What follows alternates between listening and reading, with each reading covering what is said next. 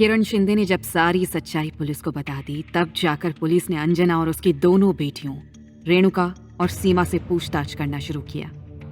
अब उन तीनों के पास कोई दूसरा रास्ता तक नहीं था।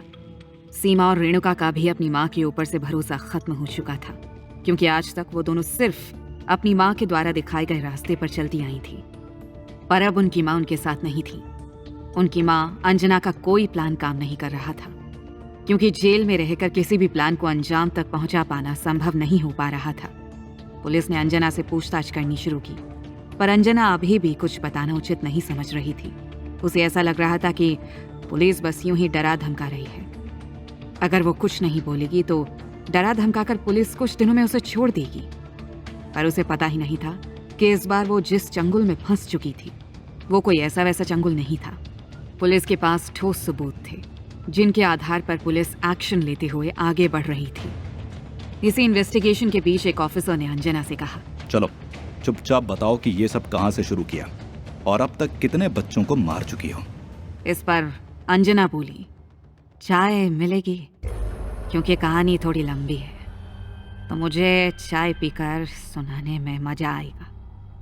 वो क्या है ना, मेरी कहानी आप सुनेंगे तो आपको अच्छा लगेगा, पर मुझे तो वो अच्छा नहीं लगेगा। मैं तो बोर होती रहूंगी ना, इसीलिए बोल रही हूँ, अगर चाय मिल जाती तो अच्छा रहता। इस बात को सुनकर ऑफिसर ने एक कांस्टेबल को चाय लाने के लिए बोला। ऑफिसर बैठे बैठे अंजना के हाव भाव को समझ रहा था और उसने दूसरे कांस्टेबल से बोलकर रेणुका और सीमा को उसी जगह लाने को बोला जहां वो अंजना से पूछताछ करने वाला था। कुछ समय के बाद चाय भी आ गई और रेणुका के साथ साथ सीमा भी आई। अपनी दोनों बेटियों को देखकर अंजना के चेहरे पर मानो खुशी की लहर दौड़ गई, पर वो खुशी की लहर ना ही रेणुका के चेहरे पर दिखाई दे रही थी और ना ही सीमा के चेहरे पर। जैसे ही अंजना ने अपनी बेटियों को देखा तो उसे ऐसा लगा जैसे सारे जहां की बात वो अभी कर ले, और वो बात करना चाह भी रही थी, लेकिन सामने बैठे ऑफिसर की लाल लाल आंखें गुस्से में चल रही थी, जिसे देखकर अंजना शांत हो गई। इन्वेस्टिगेशन ऑफिसर ने कहा, पूरी कहानी बताओ। सारे ऑफिसर्स को देखने के बाद अपनी दोनों बेटियों को देखते हुए बोली, साहब पूरी कहानी मुझे याद नहीं। आपके पास जो जो सबूत हैं उसमें से पूछो तो याद आते ही बता जाऊंगी। ऑफिसर ने सवाल किया। कोल्हापुर के सिनेमा हॉल के टॉयलेट में एक बच्चे की लाश मिली थी। उस बच्चे को तुम लोगों ने मारा था? अंजना सर खुजाती हुई बोली, ओ बहुत रो रहा था साहब, तो क्या करती, मारना पड़ा। ऑफिसर ने पूछा, उस बच्चे को कैसे मारा था? अंजना बोली, साहब उस बच्चे को मारने के 6 या 7 दिन पहले मैं नासिक से लाई थी। वो एक गरीब परिवार का बच्चा था। हम तीनों ने एक बहुत बड़ी जगह, मतलब कोल्हापुर के ही एक सेठ के यहाँ हाथ मारने का प्लान बनाया था। ऐसा पता चला कि सेठ का घर खाली है और कोई है नहीं, इसलिए हम सब वहाँ उस बच्चे के साथ पहुँचे। सब कुछ प्लान के अनुसार चल रहा था, पर सेठ के घर में जैसे हम लोग घुसे वैसे ही बच्चा रोने लगा और उसकी आवाज़ सुनकर सेठ के नौकर चाकर की आवाज़ घर के अंदर से आने लगी, जिसके कारण वहाँ चोरी नहीं कर पाए। जैसे तैसे जान बचाकर वहाँ से भाग आए साहब। बाहर बहुत गर्मी थी, वहाँ वो सड़क पर दूर दूर तक कोई दिखाई नहीं दे रहा था। कभी कभी 10-15 मिनट में एक बस पार करती थी।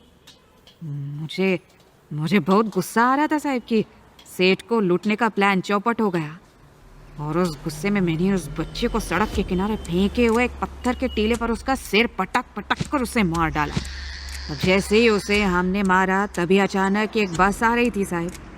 मेरी बेटी रेणुका ने मुझे काली पॉलीथीन दी, मैंने उस पॉलीथीन में उस बच्चे को डाला और जो बस आ रही थी उसमें हम तीनों बैठकर कोल्हापुर के मेन मार्केट में आ गए, जहाँ मेरी बेटी सीमा को एक सिनेमा हॉल देखा और वो बोली कि चलो, सनी देओल की एक फिल्म लगी हुई है जिसका नाम घायल है। इसके बाद हम तीनों सिनेमा हॉल में गए। हमारे पास अभी भी उस बच्चे की लाश थी साहब। हम तीनों ने फिल्म देखी और उसके बाद निकलते हुए सीमा ने बोला कि इस बच्चे का क्या करना है। तभी मेरे दिमाग में आया कि क्यों ना इस बच्चे को इसी सिनेमा हॉल के टॉयलेट में छोड़ दिया जाए। और इसी के साथ मैंने खुद जाकर उस बच्चे की लाश को टॉयलेट के कोने में ले जाकर रख दिया और अपनी बेटियों के साथ घर वापस चली गई। आप लोगों ने गौर किया किस तरह से अंजना, जो कि एक महिला है, साथ ही साथ वो माँ भी है, पर कैसे वो अपने मुंह से खुद के द्वारा की हुई काली करतूत का बखान पुलिस के सामने करती है। क्या इस समाज में मानवता सच में खत्म होने के कगार पर है? क्या यहाँ पर लोगों के अंदर सच में इंसानियत नहीं है? किस तरह से लोग अपने अस्तित्व को अपने ही द्वारा बर्बाद कर रहे हैं। आजकल आप किसी भी अखबार के पन्नों को जब पलटेंगे तो चोरी चकारी, लूटपाट, छल फरेबी, धोखा, कत्ल, ये सब कुछ बिल्कुल सामान्य तौर पर देखने को मिल जाएगा। अखबार में देखकर ऐसा लगता है कि जैसे कि ये सारे गंदे काम को करने के लिए इंसानों ने कोई कोर्स किया हो, क्योंकि हर एक दिन अखबार वही रहता है, पर कहानियां बदल जाती हैं। जब आप गौर करेंगे तो ये देखकर सहम जाएंगे कि किस तरह से अंजना ने अपनी दोनों बेटियों को बुरे काम करने के लिए तैयार किया। अंजना ने सबसे पहले खुद को जानवर बनाया और धीरे धीरे करके अपनी बेटियों को भी जानवर बनाया। यहाँ एक प्रश्न ये उठता है कि अक्सर इंसानों की भूख उन्हें कोई ना कोई काम करने के लिए मजबूर करती है, पर यहाँ लोगों को इतना तो सोचना चाहिए कि किस तरह के काम को वो करना पसंद करते हैं। वैसे क्या सही और गलत काम के बीच कोई फर्क नहीं होता? क्या समाज में, देश और दुनिया में जो कुछ भी हो रहा है वो सब के सब सही काम है? इसलिए हमें कोई भी काम का चयन करने से पहले एक बार उस काम के सही और गलत होने के बारे में सोचना चाहिए। इसी के साथ साथ जो काम आप करने वाले हैं, क्या वो समाज को किसी तरह से कोई लॉस तो नहीं पहुंचा रहा है? अगर आपका काम समाज के हित में है तो आप अपने लिए और सोसाइटी के लिए बहुत जरूरी बन जाते हैं, पर अगर आपका काम सोसाइटी के हित में नहीं है तो आप सोसाइटी के लिए एक बबूल के कांटे के समान बन जाएंगे। और यहाँ अंजना अपने साथ साथ अपनी दोनों बेटियों को भी समाज के सामने एक कांटे के रूप में पेश कर चुकी थी। वो तीनों इतनी हैवान बन चुकी थी कि उनके स्टेटमेंट को सुनकर पुलिस ऑफिसर्स चौंक जाते थे। पुलिस ऑफिसर का कहना था कि वो तीनों किसी राक्षस से कम नहीं है। जिस तरह से उन तीनों ने अपने अंदर के इमोशंस को मार रखा था, वो कोई शैतान ही कर सकता है। अब धीरे धीरे पुलिस रेणुका से पूछताछ करना शुरू करती है, और जब रेणुका अपना मुंह खोलती है तो पुलिस वाले बिल्कुल आश्चर्य में पड़ जाते हैं, क्योंकि रेणुका भी अपनी माँ की ही तरह बिल्कुल नॉर्मल रहती है। उसे देखकर पुलिस वाले ये अंदाजा लगाते हैं कि जब इंसान पत्थर का बन जाए तो वो कुछ भी करने को उतारू हो सकता है। रेणुका का हाव भाव देखते हुए ऑफिसर ने कहा, तुम लोग किस किस तरीके से बच्चों को चुराते थे और मारते थे, बिल्कुल डिटेल में बताओ। कमरे में चारों तरफ एक नजर घुमाती हुई रेणुका बोली, एक गिलास पानी मिलेगा साहब? ये बात सुनते ही ऑफिसर ने कांस्टेबल को एक गिलास पानी लाने के लिए इशारा किया।